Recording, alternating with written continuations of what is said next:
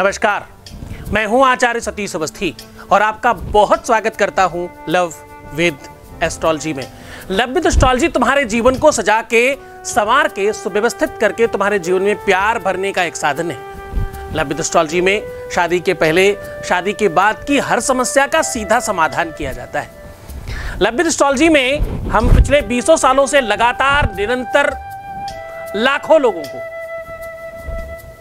रास्ता दिखाने का प्रयत्न करते चले आ रहे हैं, इसे सराह रहे हैं, हृदय से प्रेम दे रहे हैं, इसलिए इस यात्रा को चलाने में आनंद आ रहा है।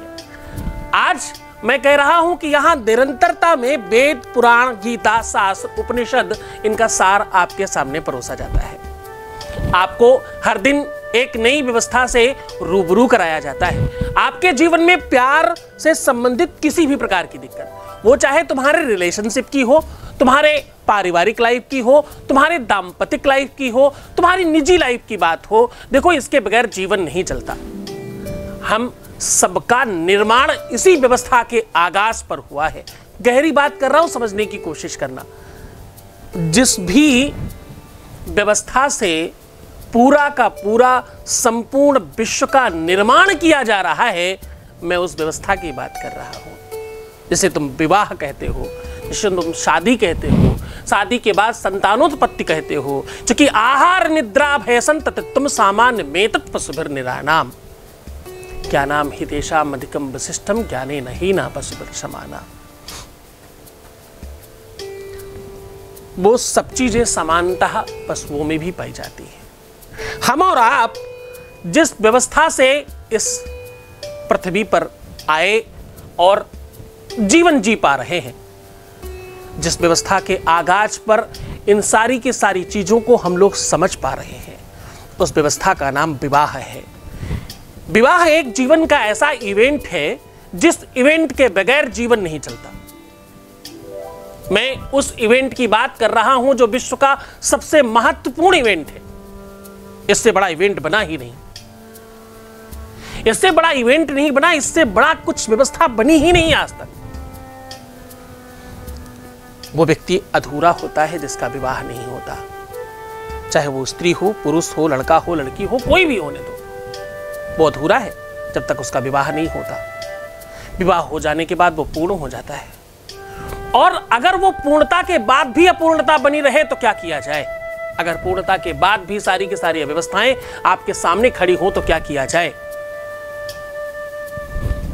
हम उस देश में रहते हैं जहां राधा कृष्ण को प्रेम किया जाता है। हम उस देश में रहते हैं जहां उनको नमन किया जाता है।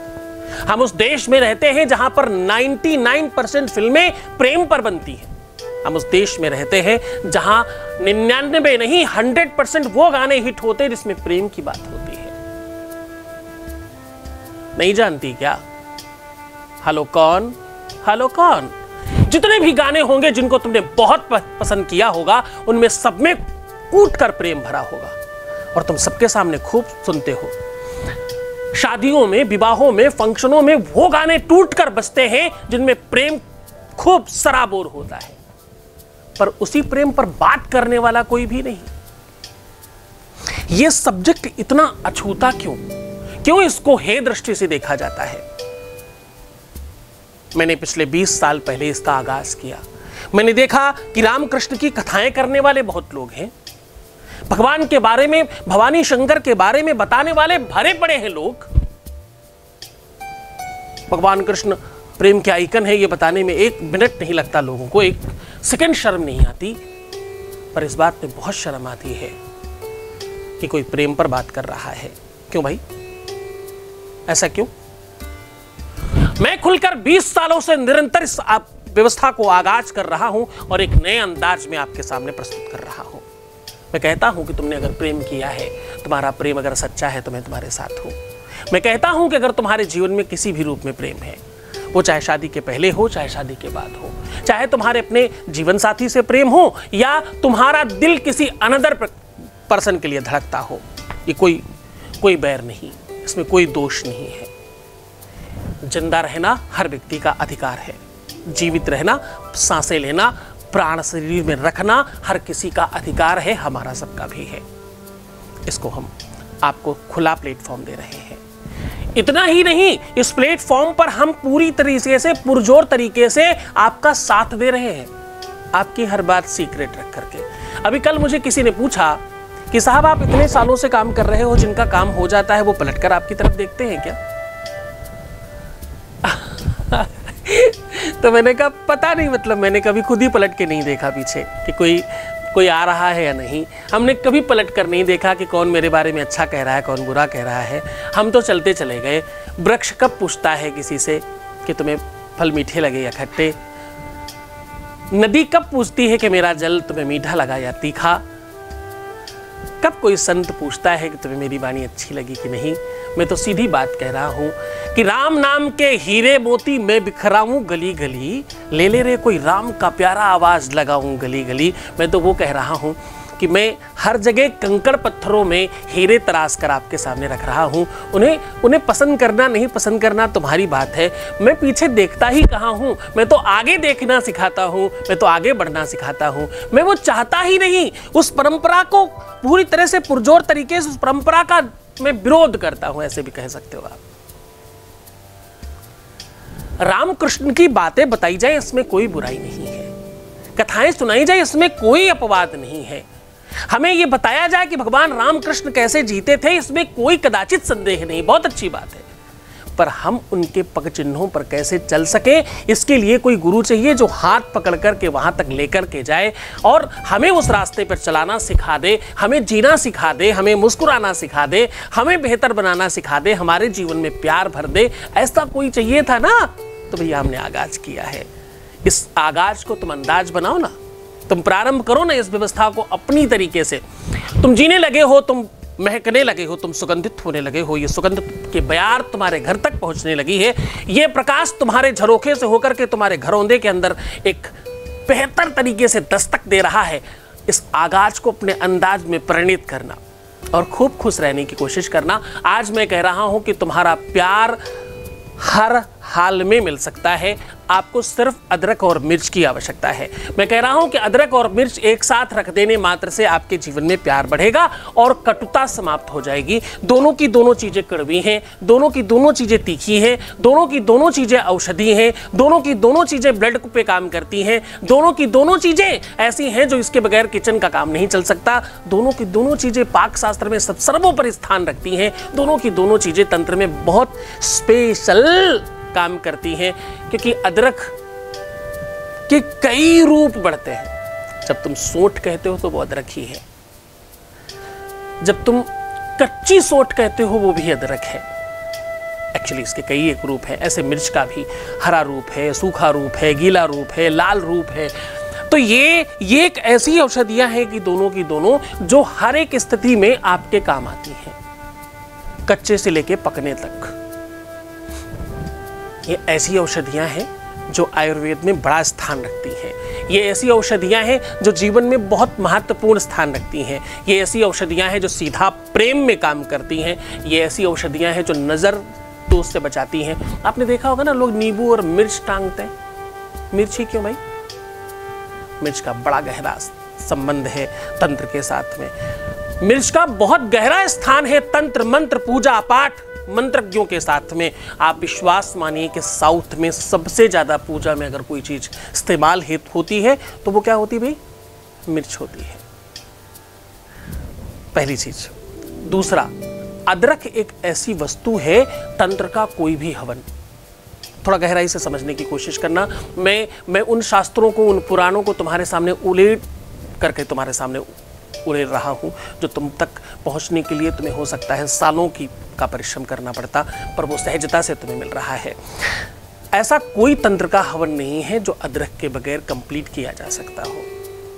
ये दोनों की दोनों चीजें अगर एक साथ मिलाकर, जैसे मैं कह रहा हूं वैसा इस्तेमाल कर लिया जाए, तो आपके जीवन में प्यार कभी दूर होगा नहीं, कटुता कभी आएगी नहीं, विरोध कभी होगा नहीं, द्वंद्व की इसका स्थान नहीं बचेगा, विवाद कभी बढ़ेगा नहीं और आपस में झगड़े नहीं होंगे। तो कितनी प्यारी वस्तु है और कितना ज्यादा गहराई से काम करती है।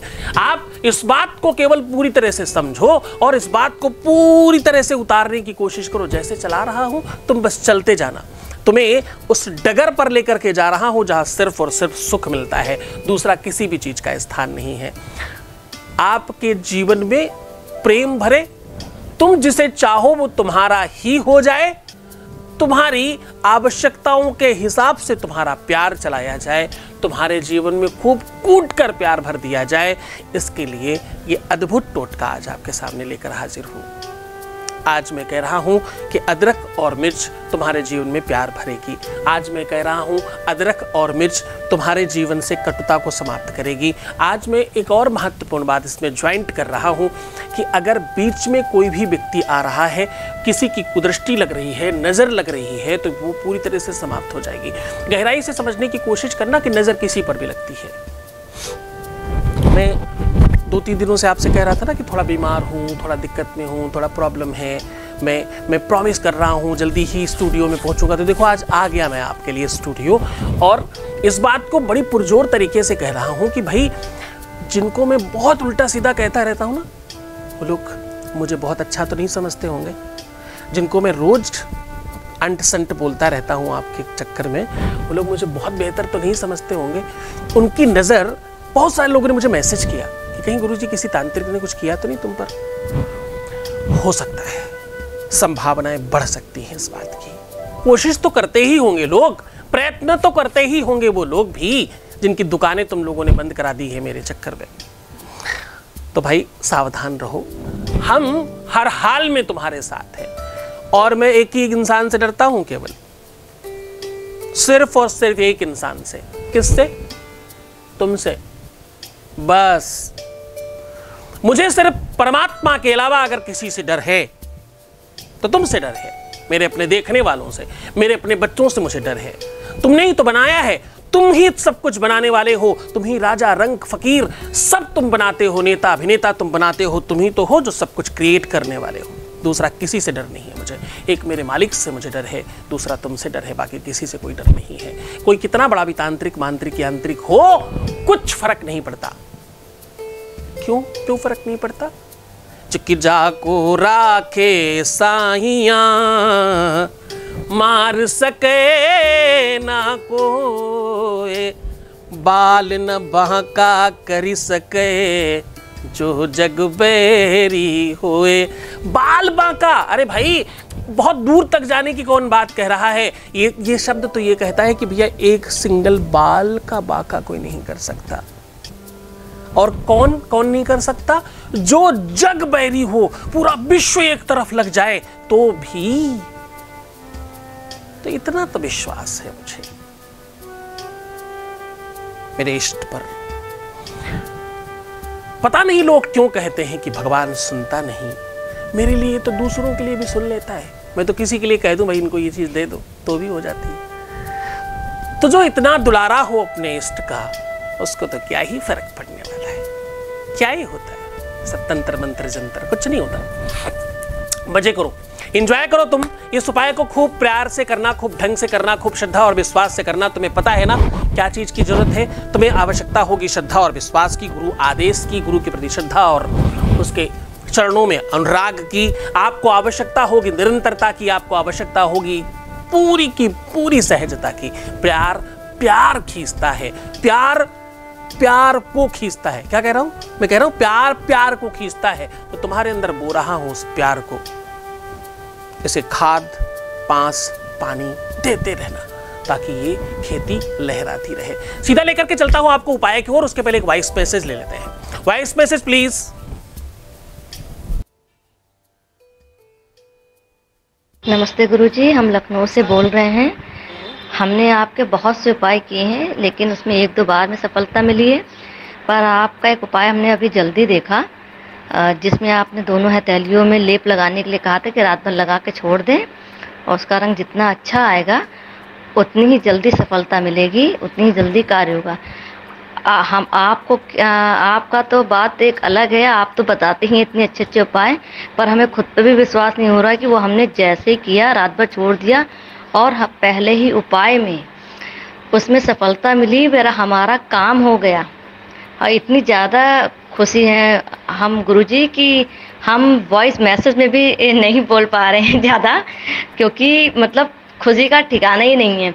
और आपके सारे उपाय हम अपने दोस्तों को भी बताते हैं, खुद भी करते हैं।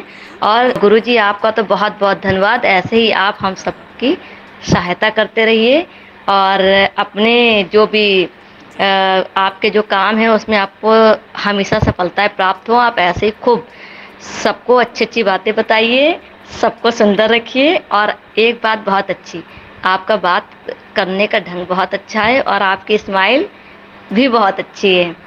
हमारे यहाँ हमारी सिस्टर भी आपकी बड़ी तारीफ़ करती हैं क्योंकि वो भी आपका प्रोग्राम देखती हैं यूट्यूब पर।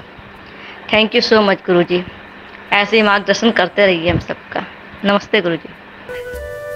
बहुत आशीर्वाद, बहुत धन्यवाद। आप मानते हो, आप समझते हो, शायद इसलिए सब कुछ हो रहा है। उपाय काम करता है, इसमें कोई संदेह नहीं। उपाय पर गुरु की भक्ति काम करती है, गुरु की शक्ति काम करती है, उसकी तपस्या काम करती है, उसकी साधना काम करती है। उपाय, मैंने बहुत बार कहा होगा कि उपाय उतना महत्वपूर्ण नहीं होता जितना आदेश महत्वपूर्ण होता है। कह कौन रहा है? पुराने संत लोग थे, वो बोलते थे जाओ भाई राम राम करो काम हो जाएगा। कोई बोला बच्चा नहीं हो रहा महाराज, बोले राम राम जपो बच्चा हो जाएगा। अच्छा, बोले बच्चा पढ़ नहीं रहा है, बोले राम राम जपो हो जाएगा। कोई आए बोले व्यापार नहीं चल रहा है, बोले राम राम जपो हो जाएगा। अब दवाई एक है, काम अनेक है, उसके बावजूद सबको हो रहा है। सोचो जरा उल्टा हो जाए तो? जिसका व्यापार नहीं चल रहा था उसको नौकरी लग जाए, हाँ, क्या हाल होगा उसका? जिसका बच्चा पढ़ नहीं रहा था एक और हो जाए। कभी नहीं हुआ ऐसा। क्यों? क्योंकि वो उपाय नहीं, वो आदेश था गुरु का कि जाओ तुम्हारा ये काम हो जाएगा, राम राम जपो। राम राम जपो तो वो बैंक भरने के लिए था, खर्च तो तुमको उन्होंने तुरंत ही दे दिया। तुम्हें पैसे तो उन्होंने तुरंत ही दे दिए, जाओ खर्च करो। उसके बाद तुम्हें कह दिया कि थोड़ा थोड़ा भरते रहना ताकि तुम्हारा बैंक बैलेंस फिर से ठीक हो जाए। गुरु के आदेश से तुम्हें मिल तो तुरंत ही जाता है, उपाय बाद में काम करता है। तुम्हारी श्रद्धा और विश्वास है, उसको बनाए रखना। जितना तुम श्रद्धा और विश्वास से करोगे उतना उसमें ज़्यादा लाभान्वित होगे। अब सीधा आपको उपाय को और लेकर के चलते हैं। आपको हम कह रहे थे कि आपको क्या चाहिए? आज थोड़ा ज़्यादा सम्मान नहीं है? मैं कह रहा हूं कि आज तुम्हें मिर्च और अदरक की आवश्यकता होगी। इसके लिए किसी एक बर्तन में पहले आप नीचे मिर्च को पूरा बिछा दीजिएगा, चारों तरफ से खड़ा करके। उसकी जो नोक है वो ऊपर की ओर रखिएगा पूरी।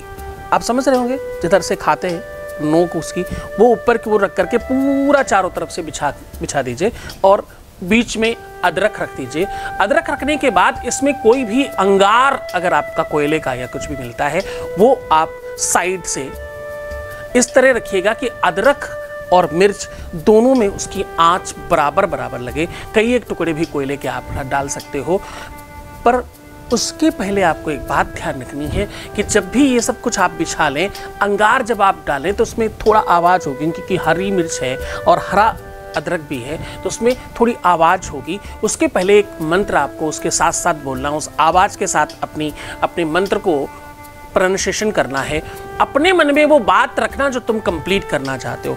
कटुता समाप्त करना है या प्यार बढ़ाना है, किसी को दूर करना है या किसी को पास करना है, कुछ पाना है या कुछ खोना है, जो भी आपकी अपनी मनसा है उसको अपने मन में रख करके एक मंत्र बता रहा हूँ, इस मंत्र का उच्चारण करना। बहुत मन से बड़ी श्रद्धा से इस मंत्र का उच्चारण करना। जब वो आवाज़ आना प्रारंभ हो जाए, खुसफुस खुसफुस वो आवाज़ आएगी थोड़ी सी, बस उसके साथ ये मंत्र आप प्रारंभ करना। आप देखिएगा मंत्र बोलते ही आपके जीवन में परिवर्तन प्रारंभ हो जाएगा। ये मेरा आपके साथ वादा है। बस मन से करना, श्रद्धा से करना, सात्विकता से। खराब मन से किया हुआ उपाय काम नहीं करता, ये तुम्हें पता है। मंत्र बता रहा हूं, ध्यान से सुनिएगा। मंत्र है ओम ह्लीं झम झट झम झटम झटम नमः।